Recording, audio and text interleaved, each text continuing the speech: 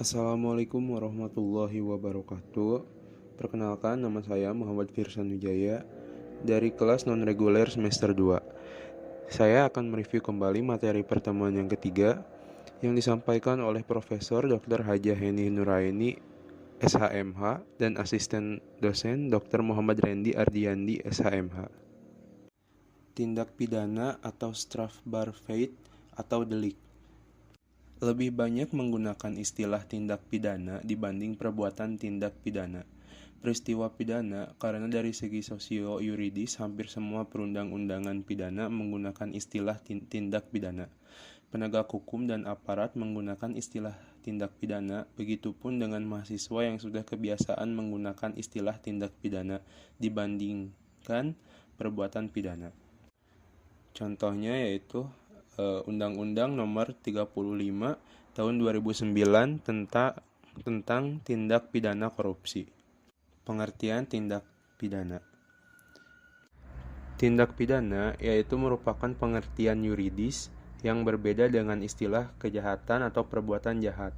Namun dilihat dari isinya, terdapat pandangan yang memisahkan pengertian antara perbuatan pidana dan pertanggungjawaban pidana, yaitu dualistis. Dan pandangan yang menyatukan pengertian pidana dan pertanggungjawaban pidana, yaitu monistis. Unsur-unsur tindak pidana terbagi menjadi dua, yaitu unsur objektif dan unsur subjektif. Unsur objektif adanya perbuatan atau kelakuan unsur melawan hukum dan akibat yang menjadi syarat dari delik. Sedangkan unsur subjektif yaitu sifatnya kesengajaan, niat, maksud, dan dengan rencana terlebih dahulu. Contohnya ada dalam pasal 362, yaitu barang siapa yang mengambil sesuatu yang seluruhnya atau sebagian kepunyaan orang lain dengan maksud untuk dimiliki secara melawan hukum diancam karena pencurian dengan pidana penjara paling lama 5 tahun atau denda paling banyak Rp60.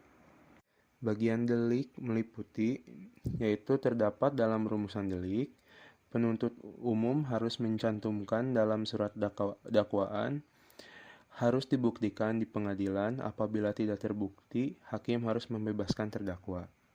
Unsur delik atau elemen tidak terdapat dalam rumusan delik, hal yang dapat dipertanggungjawabkan sesuatu tindak pidana akibat terhadap pelaku, harus dianggap dan disyaratkan dalam setiap rumusan delik. Penuntut umum tidak perlu mencantumkan dalam surat dakwaan. Mungkin cukup sekian, mohon maaf bila ada kekurangan. Wabillahi taufiq wal hidayah. Wassalamualaikum warahmatullahi wabarakatuh.